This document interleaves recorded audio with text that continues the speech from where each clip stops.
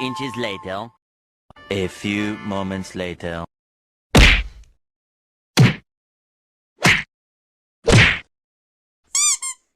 One eternity later. Eventually.